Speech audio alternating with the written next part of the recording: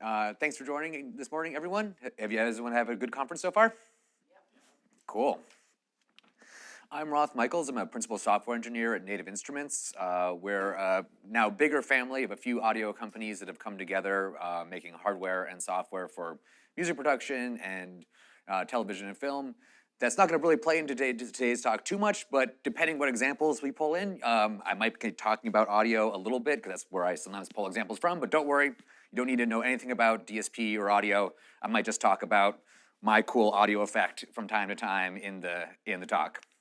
Before we get into things, there's always something I kind of like to do at the beginning and end of my talks is try to encourage all of you in the audience to think about giving a talk, whether in the audience or listening on YouTube later, because the more different voices we have giving talks about things they're interested in the community, it's kind of better for everyone. And if you've never done a talk before, don't let that stop you. I think everyone has something interesting to share that they might have encountered at work, something strange, something you've learned, or something you want to learn about. And if you're trying to figure out, like, how do I make a good application, like you're nervous about doing it, if you've not heard of the organization Include C++, they have a Discord. You can find out about it at includecpp.org. And they have a whole channel dedicated to like helping people work on conference proposals and all that stuff. So I encourage you all to kind of think about that in the future, that it's not some kind of special superpower you have to come up here and give a talk, just something you want to share with people. So why I wanted to give this talk today, actually I stole this slide from my talk here last year, which was also involving templates. Comes back to my favorite interview question that my manager gave me when I started my job at iZotope, which is now kind of part of this Native Instruments family, which is she asked me to rate myself on a scale of 1 to 10 as a C++ developer. And then said the number doesn't really matter, but then described to me, well, what does someone that is less experienced than you not know yet that you know, and what does the one more experienced than you know about that you don't know so much about yet that you want to learn? And I thought that was a great question, and I've stolen that in all of my interviews, and almost everyone says something about templates when I ask them this question. So this kind of motivated me to kind of internally and externally share what I can about templates. Also, please, let's make this interactive. If you have questions along the way, don't necessarily wait till the end. Please raise your hand. Also, as I was preparing, I realized that, fundamentals on templates in 1 hour. That could be 2 hours or 3 hours or a whole day workshop. So there's plenty of material to cover, and we might want to kind of tailor it for the room. So I'm actually kind of curious if anyone, and encourage multiple people, if anyone would like to share, like, is there something you were actually hoping to learn today or get out from this, or particular questions you had? I'd be kind of curious to hear from that if anyone wants to share, because that might tailor some of the examples I jump around to. Yes, please. I've had issues trying to where to put my templates, at least as definitions. Because, like, do they always have to live in the header? It's like I've tried to get them in source, and then I get tons of compiler warning errors and one, but like, okay, I'm not even sure what the hell's happening here. So it just, at least just like source and inclusion composition would be a good one as well. Cool, yeah, there's an example like near the end, so I'll make sure to get to that one. Is there anything else anyone wanted to bring up before we start? Yes, please. I've written lots of code, and when you suddenly decide to say, okay, I need a template here, I think I need a template here, it almost, it's like a virus. It seems to go everywhere. Yes. And I can put it everywhere, and I'm always contemplating, should I just pass the same template parameters throughout the whole code? Should I abstract a bit more? Should I, pass different templates to different classes? It'd be interesting to see what your view on. Cool, great, thanks. Yeah, anyone else before we get going? All right, let's get into it. So to start off, this is maybe some code that looks similar to most people in the room. I think, has anybody used std_find before? Has anyone used a string before? All right, both of these are templates. So all of us in the room, I think, are template users because you really can't use the standard library or Boost or kind of lots of libraries out there are built with templates. So you'll see in this example, we have a string that says hello world, and then we're using find to find where the comma is in that string. But the same algorithm find can also work for a vector to find the number 42 in it. And something else I want to point out, that vector just looks like it's just some type, but actually this is in C++ 17, that can be automatically deduced, but this is actually often in older C++ spelled like this, so this kind of looks more like, this is a vector template, vector of ints. And maybe everyone doesn't think about this from every day, but string is actually also a template as well. It's a kind of alias for basic string of characters, and you can make basic strings out of any sort of types you want. I don't see people doing that too often. It's weird, but just kind of wanted to mention that is also a template. So what are templates? I think something that's often kind of confused. People talk about like templized classes and things like this. And something to keep in mind, whether there's a function or a template or an alias, like a class template is not a class, but it's a recipe for generating specializations or generating classes. So one way to think about it is actually ask ChatGPT to help me come up with a dessert recipe involving berries. And so it gave me this list of ingredients. And this recipe has a parameter in it, berry. So I can use any kind of berries I want in this recipe, and I can substitute in blueberries or raspberries. But it's still all in the same family of like some sort of crunch bars with berries in them. And this is kind of what templates do as well, is they allow you to have some parameter that you can change, and it creates a family of related entities. And those can be class templates, function templates. In C++11, we have alias templates. 17, we have variable templates. And in 20, we have lambda templates, which is a little strange, but that is useful sometimes. And we'll look at, you'll see examples of what all these things mean. And as I said, so a class template is something that defines a family of potential classes that could live in your program. Same thing, functions are a family of functions, family of aliases, et cetera. And also I really liked Daniela's point last night as well, that a template, you can also think about it as kind of a function, that it's kind of, the input is some parameters, and that function maps those parameters in a class to some new type, or in a function template to do some function. And so we're going to kind of look at things on kind of basic level. I kind of put down the bottom. There's also concepts are technically a kind of template, but also something you use in templates. You might see that a little bit in this talk, but we're going to be talking mostly about the basics of templates, so we're not going to get into that too much. If you're interested to know more, here's a talk I gave last year at C++on-C about concepts and a few other kind of more modern template techniques, but let's get into the basics. So why do we want to use templates? It's really about not repeating yourself. And we're going to use a class template as an example. So this is C++ code, but this kind of behavior shows up more in C. Sometimes people do this with macros, but this is something kind of like the standard optional class, but just an optional int that can either have an integer value or not, just like standard optional. But it'd be a real pain to do this for optional int and optional float, et cetera, et cetera, et cetera. So instead, we can make a template that will have all of these similar behaviors, but let us insert what the type is. And now, of course, this is not something that's going to work with any type, like standard optional. You see that T value member. So this little silly example only works for things that are default constructible, and we're really just going to talk about ints and floats in this example. And so just like in our recipe we were talking about before, we substituted berries, templates have a parameter. In this case, it's this type name T, and that's the parameter that when supplied is going to generate a class from this template. And I want to point out, you can either spell this type name or class. They're equivalent, which can be a little confusing because in C++ we talk about class types as classes, structures, or unions. But in here, if you say class, it really means any type works, int, et cetera. Some people prefer to use type name to make it more clear it can be anything. I prefer to use class these days just because it's a little shorter on slides. And you'll see in some later slides, perhaps, that there's other uses of type name as well, and I find it just kind of easier to keep those separate. But that's just a personal taste. I was talking with someone last night that feels the opposite, and it really can go either way, but I just want to make sure that that was clear for everybody. So we have this template. How is this actually instantiated to take a template and create a class? And that's actually called a specialization when you turn the template into a concrete thing in your program. And we're not going to cover this all at once, but there's kind of a few different ways this happens. So the pink box at the top, that represents the specialization, so that's what your template turns into. And that happens a few different ways. So all the orange boxes represent things you can do in your code. You can implicitly instantiate a template, and don't worry, we'll actually see what all this means. But implicit instantiation is what most of the time you do. Like that's what was going on in our first example with the standard find. And then you can also explicitly instantiate templates. That kind of plays into the source code question we were getting at earlier, so we'll get to that a little bit later. And both of those will create an instantiation, which is what will then kind of do code gen for your template. There's also the possibility to, instead of having the compiler automatically instantiate the specialization for you, you can also create explicit specializations. Has anyone heard about vector of bool? Yeah, so that's an example where in the standard library there's a template, and then they specialize. So there's a special version that just works with bools, and was a bad idea, but we're stuck with it. And so we don't need to talk about that anymore. So let's kind of see what this looks like in action. So going back to our example, kind of silly optional that we have, and we have our parameter t, how are we going to instantiate one of these?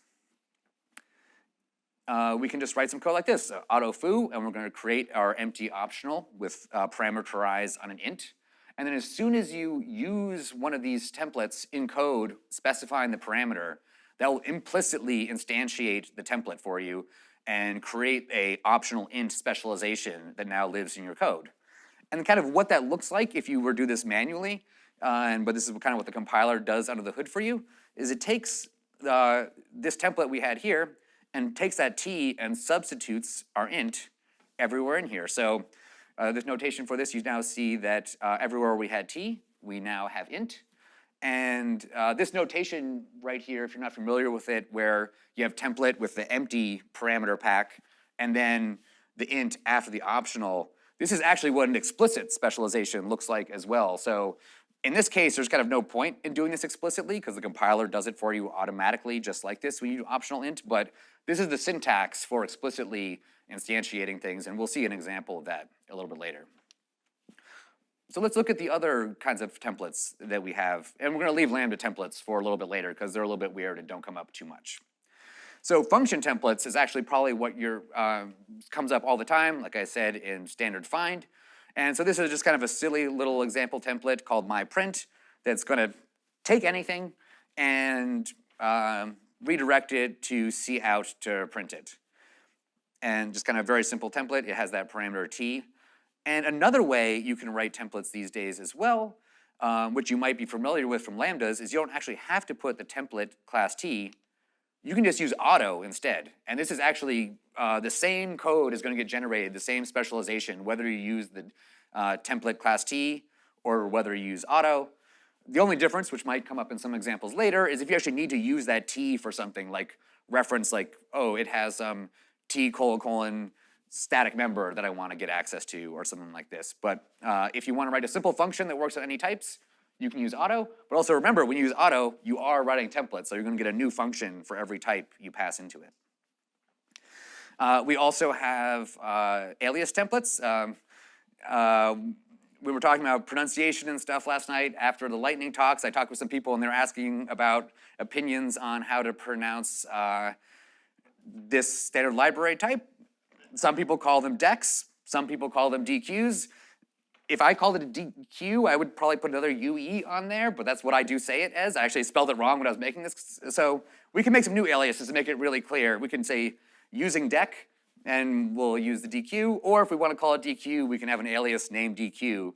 And you see the type name T just gets fed through into the other template we're using. Another variation of that you might have seen using some standard library things is in C++ 17 when the alias templates were added, or maybe they were 14, I'm sorry, I think that was 14. Oh no, I'm sorry, that's an alias template. This slide is mislabeled. That should not say alias template at the top, that should say variable template because bools are variables. So this is indeed what came in C++ 17, the variable templates. And what this is there's, has anyone seen the type traits, used those before? If you're not familiar with them, they're essentially structs that you can use to test something about some class or type. So in this case, the isFloatingPoint struct is something that will have a value that is either true or false if the type is a floating point type or not. I'm actually now realizing that there is a typo in this slide. My focus point isn't working, but it should have a T right in here. Sorry about that.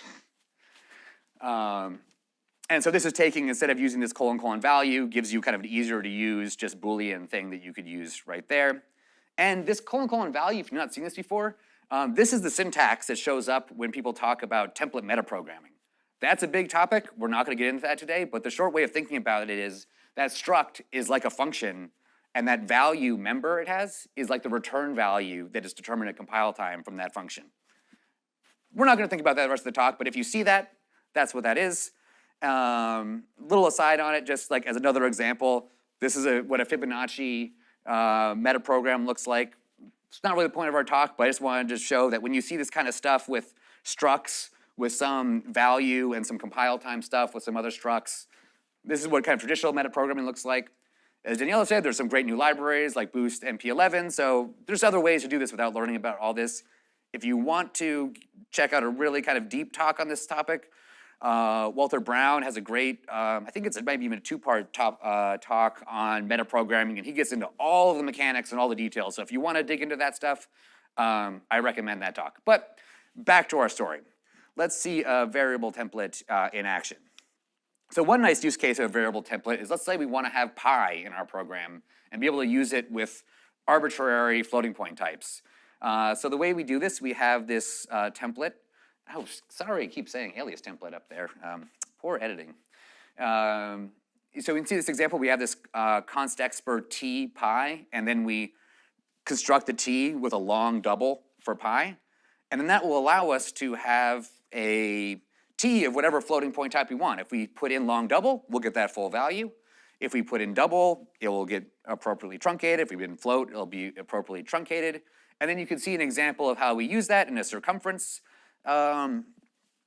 function that's going to take a t. Rayon is French for radius. Little joke from my language talk last night. I used to work in a half French, half English code base, and it turned English eventually, but we kept this one constant, was around forever, the rayon max. But you see we can use this again to use our pi and I'm sorry, that should also say pi angle brackets t in there. If I was double screen, I would maybe fix that right now. I'll fix these for the slides later, so you can check that out later. And we have the static assert with this is floating point, which is one of those type traits I mentioned before. And so that's going to block us from putting ints or strings into this and getting something that we don't really want.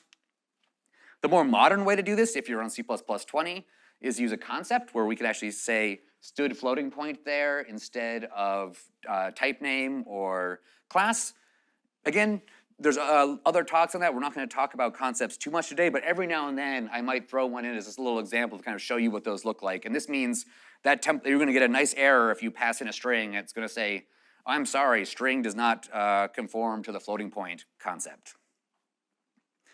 Before we move on to the next topic, I just want to pause to see if anyone has any kind of questions on this overview of the different kinds of templates and how they get instantiated.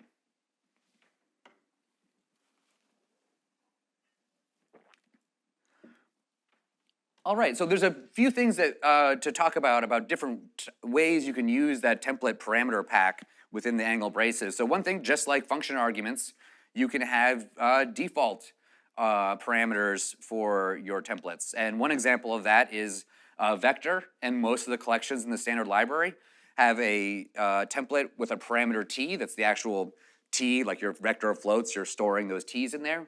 But it takes a second optional defaulted type parameter that is the allocator type. And so most of us do not use this day to day, but those who need it can specify a different custom allocator type that will provide the memory for this vector. But since it's defaulted for you, normally you don't see that in your IDE, and you just type in the one required template value, which is actually what's stored inside there.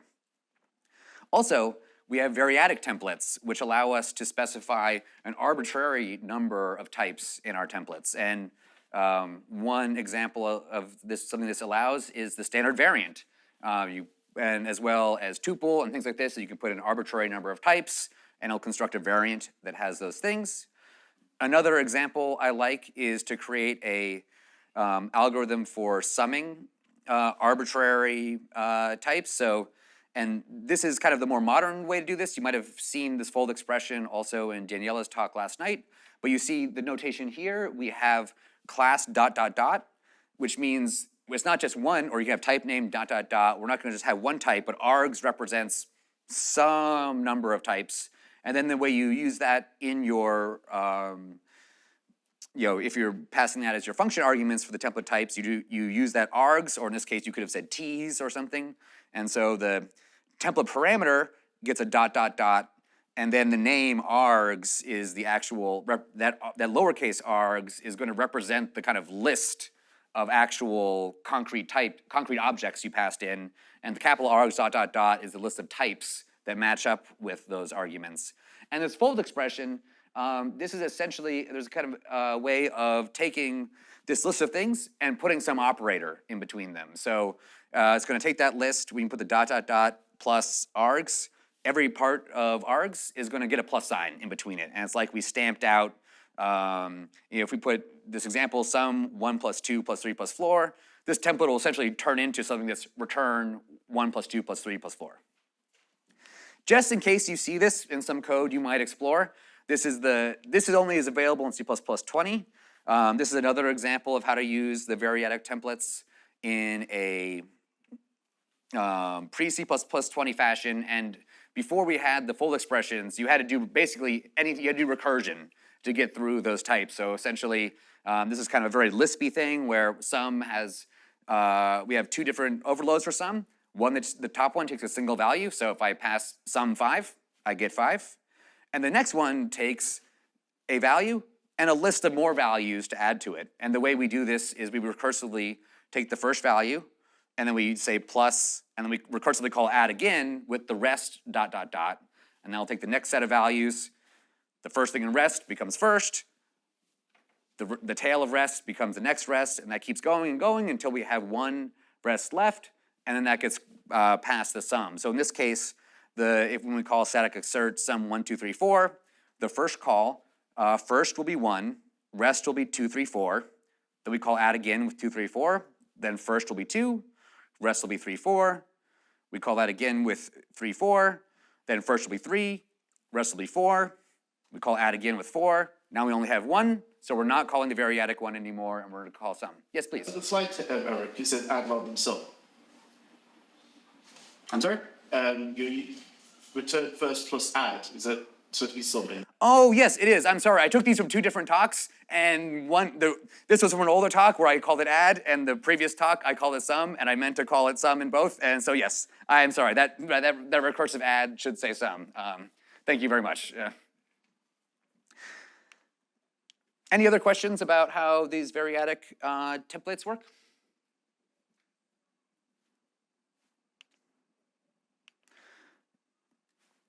Cool. I'm actually going to save this for a little bit later towards the end because it's going to be a little bit of a live demo, and I don't want to interrupt the slides for that. But I'll kind of hint at it, and we'll get back to it later. So if you remember from the earlier example, I said that you could explicitly say vector or int, but you could also in C++17 say vector. And the compiler knows that since you put ints in your list, that, oh, you must mean vector of int. Same thing with find. We don't explicitly have to say that find is finding characters in the first one, and we don't have to say it's finding ints in the second one, because we pass in begin message and end message in the first one are iterators to characters. So find is able to determine that, oh, I must be templated on those, and I'll instantiate a find for characters. Like I said, we'll come back to this towards the end because there's a really cool tool called CPP Insights that can really show you what happens with the templates, but since it's going to require like switching from dual monitor to mirroring, we'll save the live demos for the end so we don't upset the demo gods. Also, templates don't just have to be parameterized on types. You can put other things in templates as well. NTTPs are called, or non-type template parameters. That just means normal stuff you're used to, like ints, etc. What kinds of things can be passed in non-type template parameters has expanded in like C++20 and maybe changed in 23. I don't know exactly what versions it changed, but in general, things that are constants, or then later standards like structural types, like a struct with an int in it would also work in there, are things that you can put in templates in addition to types. So one example of that, oh,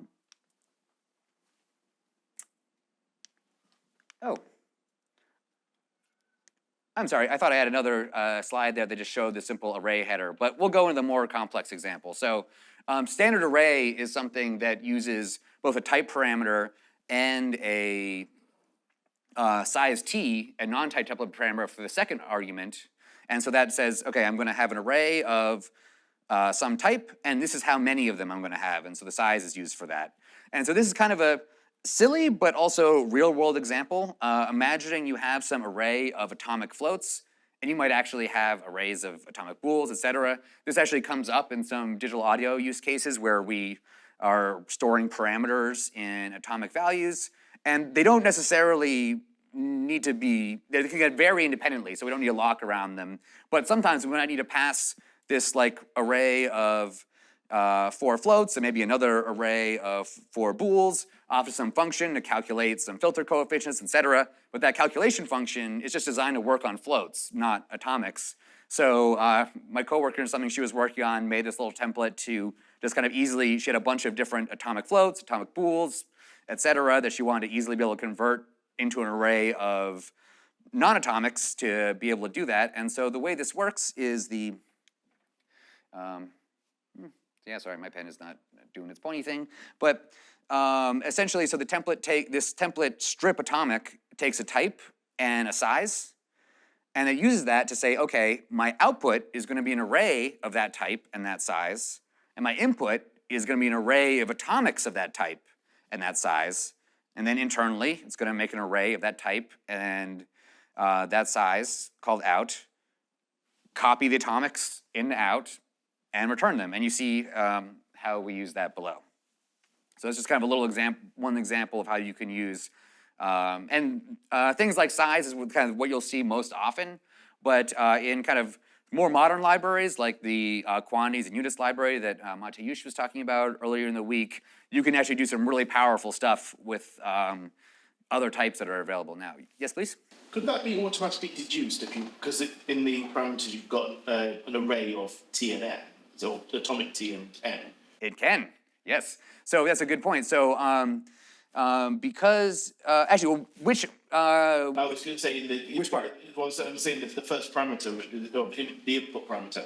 It's kind of, if I've already got that array constructed in another part of the code beforehand, yes, that's the in. I would assume that we'd be able to deduce that. Yes, exactly. So exactly, that's why she wrote this. So in the real world example, there was some class that had a couple members of arrays of floats and bools. And so when you would call this, it gets, so you see actually the strip atomic below, all that's being deduced because the atomic data we create has that. And so it's able to know, okay, I passed a standard array of standard atomic float 4 in the strip atomic, and it's able to then pattern match on that and see, okay, I'm allowed to take an array of atomic T and N, and oh, matching that up, T is float, N is 4. And that's why I didn't have to say strip atomic float 4. I could just say strip atomic, and this is all deduced from the input argument. Also, there's a template parameters are also something that can be used. Frankly, I have not actually used this much myself. You probably are not going to run into needs for using this, but I just wanted to show you that this exists. And also, this is an example of why I kind of prefer the class name. So this is just a very silly, pointless example. It's some struct that's going to have a list and a vector of t's, and they're both going to share the same allocator type. And you're going to allow your client code to pick what allocator type yours is. And since allocator is a template, instead of passing like allocator float, we're going to actually pass the allocator type that we want to this. And so this is actually what I was mentioning before about why I kind of prefer to use class in the angle brackets, because in this case, the template parameter is spelled by you say, okay, this is a template. It's a template that has one parameter that is a type. That's why it says class there. And then the type name is to say, this is a template type, not a template function or something else. And we're going to name that allocator. And then you see how we use it below. We can say, okay, I want 2 containers that has float. And yeah, I'm going to use standard allocator and pass that in. But if you had your own custom allocator, you could do that. And that would get fed into both the list and vector. And then the t, that's the first parameter, would get supplied into that. Is there any questions before we check out our next example? Has anyone run into this error sometimes if you were writing a template and it says, oh, you got to put type name here? If you haven't, it's kind of a really strange thing, and it's boggled my mind that like, oh, the compiler's telling me I got to put a keyword here. Why can't it just do it for me? And recently in C++20, they allowed it to do it for you in a lot more places. I think there's maybe a paper for another standard to do it in some more places, but I'll show you why it actually is necessary in some cases right now. Could someone tell me what, if you know you have some type T, : 1, could someone tell me what we might know about what 1 might be?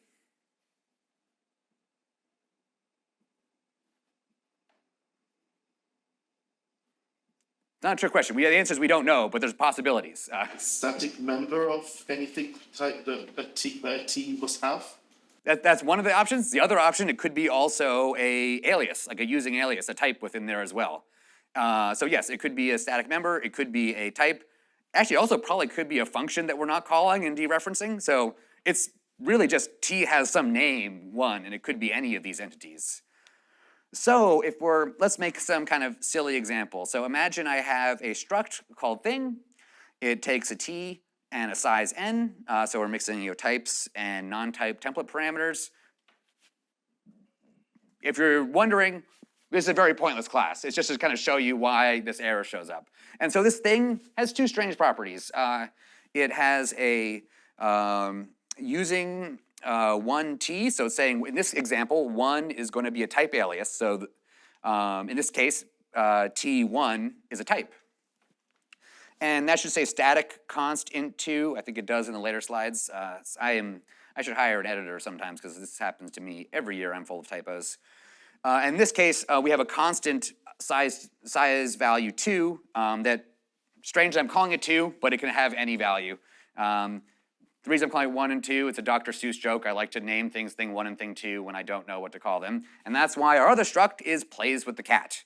Plays with the cat is something that takes some type, and it's going to play with the cat. So in this case, plays with the cat also has an alias called value type that's going to be equal to t1. It seems to make sense. 1's a type here, probably fine. And then it's going to have an array of that value type with the size t2, which is the children. But this is the error I was asking if anyone sees. You'll get this error saying, error, missing type name prior to dependent type t1, using value type t equals t1. And it's telling you right with squiggles right there, please put a type name in there. And again, it's like it knows, like why can't it just assign this? It should be fine. And so you put type name in there, and it will compile.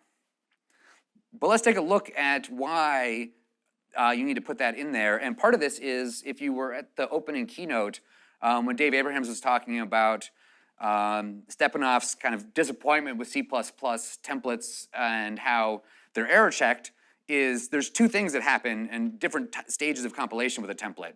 First, the template itself is compiled, and it's basically like, okay, does this look generally syntactically correct? It checks everything in the template except things that depend on the type parameter. So in this case, it doesn't really know what t1 is, so it can't really check that that's well formed. And so that's part of why you have to tell it it's a type name. And the reason that comes up is we'll look at now an example of what I mentioned earlier. Normally, templates are implicitly instantiated for you and create a specialization, but like vector or bool, we can make our own weird specialization thing and screw everything up. So imagine we have our above we have the thing struct that we had before, and oh yeah, now I know. I didn't copy the correct code over from my makefiles. That's why it doesn't. So all these const t's, that doesn't compile. That should say static there in these examples. I apologize for that. But we're going to make this specialization struct thing that's specialized so that when the type is int and the size is 2, we're not going to use the normal template. We're going to make this other weird one where 1 is no longer a type. It's actually a value.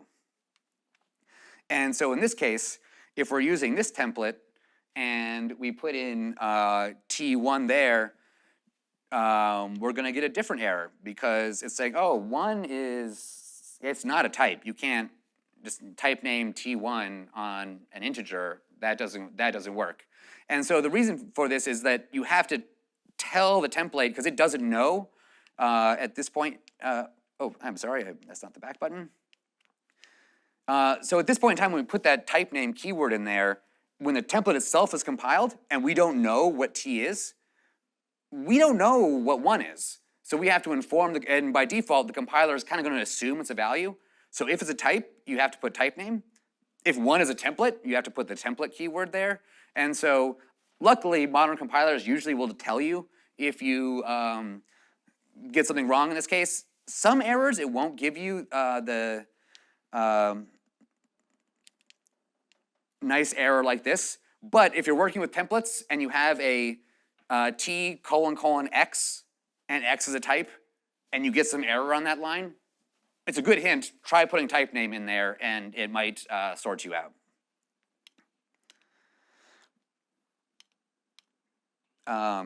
Before we move on, is there any questions about that example on why you need the type name? And that might not be so interesting at the moment if you hadn't hit that error yet, but it may come up from time to time. And luckily, as the standard's getting better, you need it less and less and less. So I showed you about an example here how we could specialize a class template. You can also specialize functions. So this is a little silly example. I have a struct called Roman. I have a template called foo that takes a T, and it takes 2 of those T's as arguments, and it will print to cout, question mark. And then I'm going to specialize this. So instead, I make the empty template list and then say foo chevrons Roman. And then I have, instead of T's, I have Roman for left-hand side and right-hand side. And in this case, if I pass Romans to this, I'll get printed Ecce Romani. And it's this is actually not that different from if I instead just wrote an overload. And so function templates do have uses, but if you think you want to specialize a function template, you probably actually want to just write a normal function, because once you've specialized it, this lower function, that's not a template anymore. It has some pointy brackets, but that is actually just a function. And the reason why you would actually prefer to have this in the overload resolution is a lot easier to think about, because overload resolution happens first before the specialization. So in this case, it's very simple, like, oh, you're passing Roman, we'll pick the bottom one. The way it works here is the specialization here isn't part of the overload set. The top function is the only thing in the overload set, and that will get matched. And then it says, oh, I have this more specialized version, I'll use that instead. As you get into kind of more specializations and overloads, it gets really hard to understand which one's going to be picked. And so you almost always don't want to specialize your templates and just want to write an overload instead. Where that might come up differently is if you are using a library that might have an extension point where you have to specialize something, or sometimes it is an approach sometimes to specialize things like swap, although that's better done in a namespace. But I think 1 or 2 times I maybe ever specialized a function template, but I feel like every time I did, I myself got confused and decided, oh wait, I don't need to do that, and overload's better. So my recommendation is, if you think you might want to specialize a function template, you don't. You probably just want to do an overload.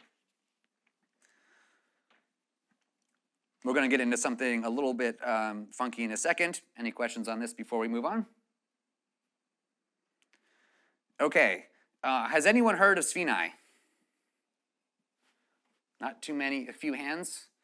It is a really tough to think about concept. It stands for substitution failure is not an error. I'm going to very briefly show this to you. Hopefully you have access to C++20 and you can learn about concepts instead and don't have to use this, because it's actually kind of hard to use. But essentially, Sphinai is something for removing functions from an overload set. Just very briefly, what it means is it's not an error if when you paste in your template parameter into the actual template as you create your concrete thing, if it's not possible to do it in one of the scenarios, that overload disappears. So in this example, we have a function baz that's templated on T, and there's one overload that takes a T, and there's another one that takes a T : bar. And we'll call it twice. Once specialized on int, so we'll say baz int 42, and that's going to call the second overload, and baz foo42 will call the first overload, and we'll talk about why that is. So for when we call baz with int as the template argument, if you look at both overloads, if we paste int in everywhere, if you look at the top baz, int : bar doesn't exist. There is no : bar on int. And so what that means is when we substituted int, we failed because we can't have an int : bar. And so since that doesn't make sense when we're substituting parameters, it disappears. Sometimes you can kind of trick yourself and think like, oh, any error in a template will make it go away, and that's not true. It's only if something depending on the template argument doesn't make sense when you paste in the parameters, it disappears. And then in the case of when we, and so in the case, this one calls the first overload, and oh, I'm sorry, that's the second overload, and oh, I am sorry, this is full of typos. That baz, that should say baz foo there, and if it says foo, you'll have the bar there. Usually, and why I'm pointing this out is, like I said, you shouldn't actually need to use this technique, but if you see it in code, you'll know like this is what's going on. And so the few hints you'll see this is the kind of more modern way this looks like. I'm not going to explain all this, but if you see stuff like void t with maybe decal type inside of it, this means that there's Sphinx, like, oh, someone's setting up some Sphinx stuff here. And older versions of that, you might see something called standard : enable if. If you see that, that's also a sign that there's some Sphinx moves happening. And if there's also another variation you might see sometimes is like two overloaded functions that return like true or false, and one of them will take like your type star or something like this, and the other one will take ... for everything else. So if you see any kind of stuff like that, Sphinx might be going on. But like I said, I wouldn't really worry about that. I'd encourage you in another time to check out some information about concepts, because that's really the way forward if you have C++20 available. So thinking about when to write a template, and this will get in that question about templates kind of infecting the rest of your code, is, and I'm just going to look at a couple quick examples, but there's kind of some different trade-offs and tools we might think about comparing. And the way I think about this is you might have some class or some algorithm that you want to use with multiple different types of things. You might know about them all yourself. Maybe your colleagues or clients might have their own types you need to do. And I think there's kind of just three different ways to think about this. You can use templates to make something work with multiple different types. You can use, if you know, oh, I only have this closed set of types, you can use a variant. And so that's one example. If you know I'm only going to work with three different, I want to make something work with my types A, B, and C, and that's only going to be it. A variant might be a nicer way to not have the template parameters infect all of your code. And of course, you can also use type erasure with virtual interfaces as well. Some of the trade-offs there are if you actually know in your project you only are really in like program A, I'm going to use this template with X, and program B, I'm going to use it with Y. If it matters to you, virtual interfaces will increase your binary size a little bit, so that's actually a funny example where templates could actually save you on that. But let's look at a few real examples.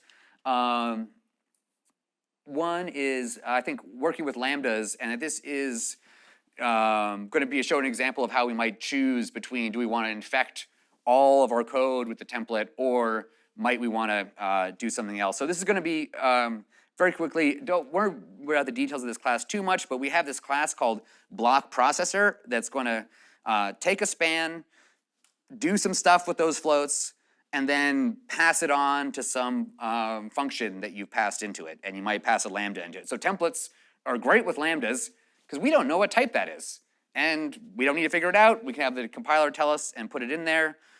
So in this case, we create our block processor.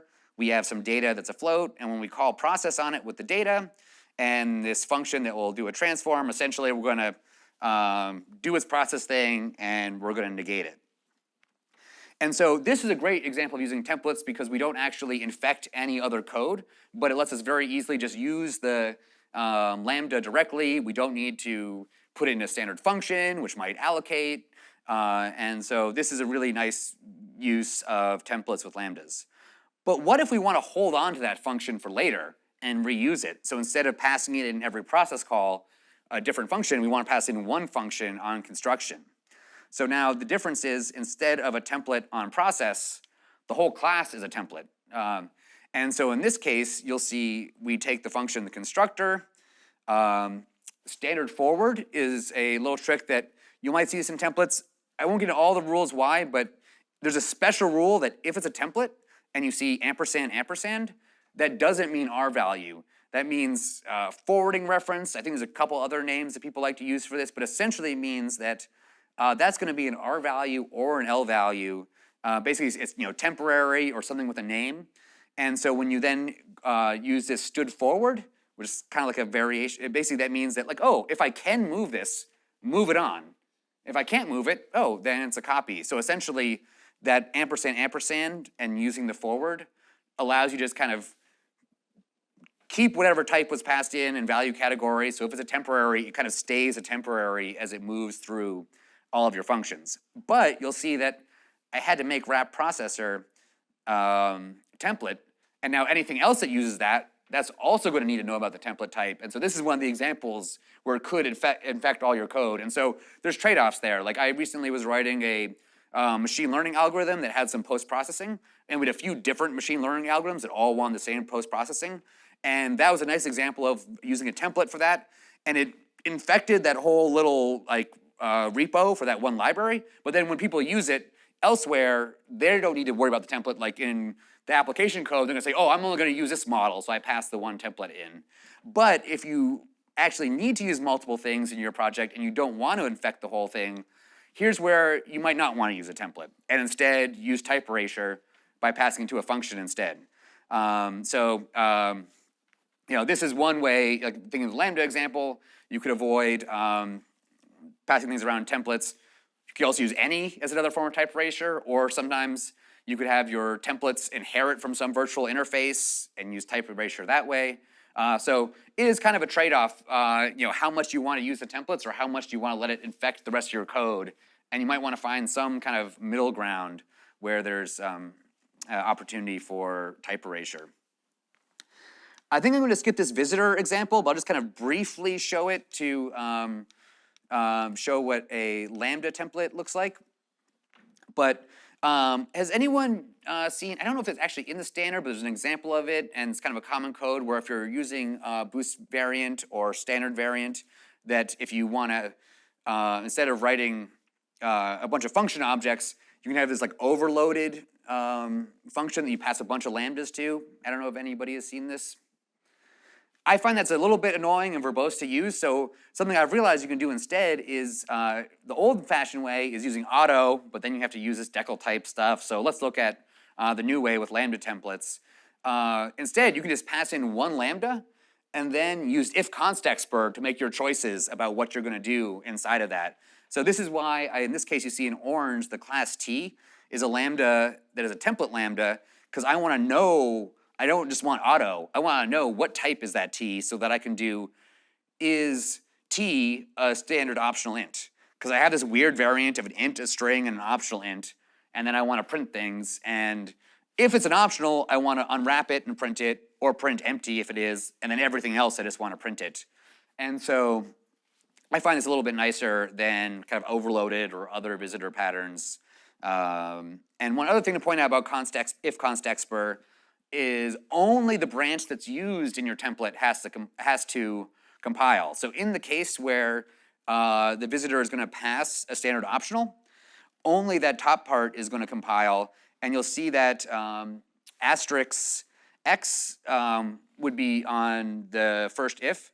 That would be illegal if I pass an int there, but if I pass an int, the first if block in the const expr fails, and none of that code needs to compile. This is a gotcha that confuses people sometimes the first time they use if const expr, is thinking like, oh, no matter where I use it, only the live branch has to be syntactically correct. Like if you use if const expr in a normal function, only the compile time chosen branch will go in your code gen, but both branches have to be syntactically correct. In a template, you get a get out of jail free card, and only the branch you're chosen has to be able to compile, and it could be nonsense for that type in the other branch. So that's something to keep in mind, that if context behaves a little bit differently in those contexts. And I'm going to show an example about templates and testing, and this is going to be able to get to that question about where do you put the templates? Is it always in headers or other things? So this might seem super silly in this example, but there's a more complex version that doesn't fit on slides that I have done in real life. Imagine you have some third-party authorization library using it, and you have no control over this. It's not virtual, and it has this class you have to create with like some ID you're going to authorize, and then you call an isValid to know if it was correctly authorized. And I want to write some test auth function that's going to pass a vector of potential strings to check, and I want to return true if any of them are authorized. So you'll see I have this standard any of. I'm going to iterate from the begin to end of all my PIDs, and on each one I'm going to call this lambda, which is going to create an activation and call isValid. Now, how am I going to test this? Anyone have a thought? I know I said templates, but anyone have any non-template thoughts of how I might test this? Often with TDD, when you need an abstraction, people talk about making virtual interfaces, you might make a mock, etc. But in this case, in my actual production code, I'm never going to use anything other than activation. So instead, I'm going to want to maybe be able to swap out activation for tests, but in production, it's only ever going to be activation. So my solution for this is I make test auth a template. The template parameter is activation type, and I default it to TP activation so that the normal client code in production just calls test auth. They don't have to put any template parameters, and it'll use the normal production activation type. But in my tests, I can write a test like this where I create a stub activation where, if the PID passed in equals Z05, it'll be true, otherwise it'll be false. And you can see I write this unit test here where I call test auth and explicitly parameterize the template with stub activation, and that way I can do this. And now here's going to come to the question about where to put your templates. Normally, you put all of your templates in the headers. But you do have a few options. So actually, I'm going to back up a slide for a second because we're going to get into option 2. I wasn't thinking about this until someone asked the question. So sometimes people are worried about like, oh, I got this big template in the head. Imagine you have a class template, and you use that as a member in some other class. And so you need that as part of the size of your class. But imagine like a normal class, you can use that class without seeing the full definitions of all the functions. But in a template, you normally think, oh, well, I got to put everything in the header. One option, if you don't want all that stuff in your header, is you can make 2 headers. One that has your class definition with just declarations for all the member functions and no definitions. And then you put all your template definitions in another header file. And it's just up to the client code, like, oh, if I just need to know the size of this, I call the first file that just has the class. But if I actually need to use the class, I include the second file that I normally call like _impl or something that would have all of the function declarations in it. And then kind of another level up from that is, if in this case I was talking about, I know in production, there's only going to be ever one type that I'm ever going to instantiate this template with.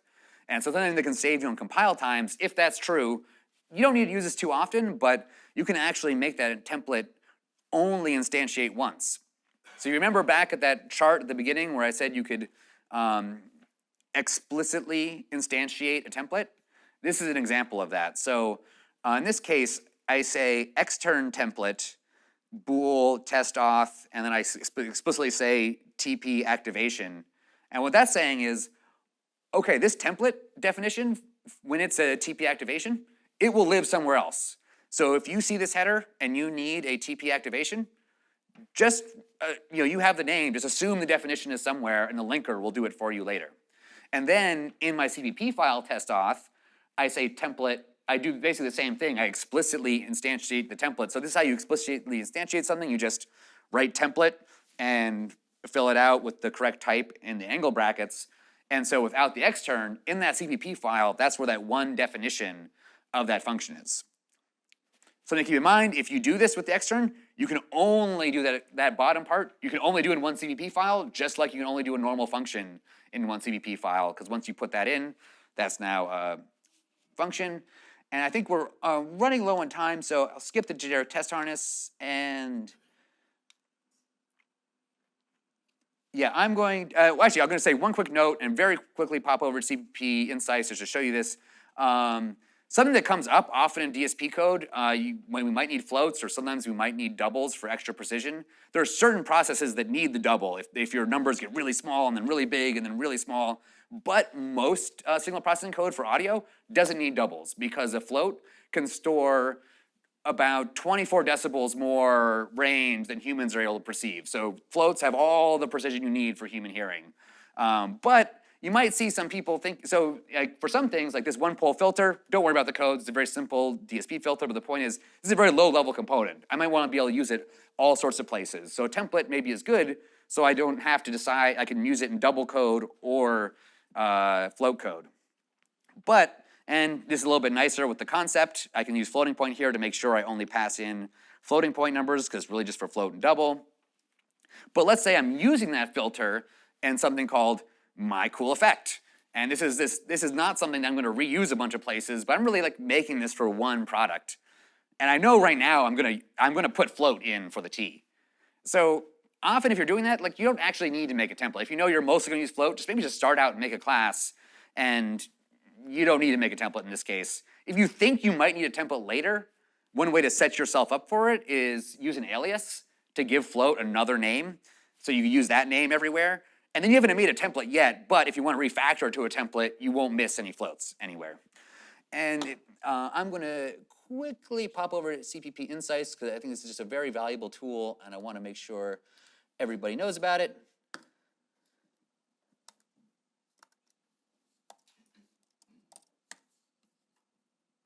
So if you've not seen this before, this is kind of like Compiler Explorer, but what it lets you do is not show you assembly, but show what the low-level C++ would be. So, oh, I can make this bigger. This is too small. Oh, now the other screen went away there. So this is actually the basic example to show you that, like, oh, the for each loop, that's exactly the same as a normal iterator loop. So if I hit play here, it'll generate what the actual code is. You'll see like this is actually really the kind of low-level C++ that for loop represents. And so the example I was kind of going to show you was related to type deduction.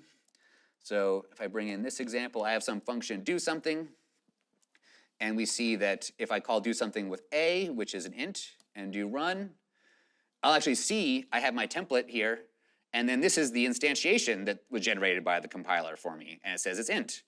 Well, what if I have an int reference for b? That's also just turns into int. And, or if I put in e,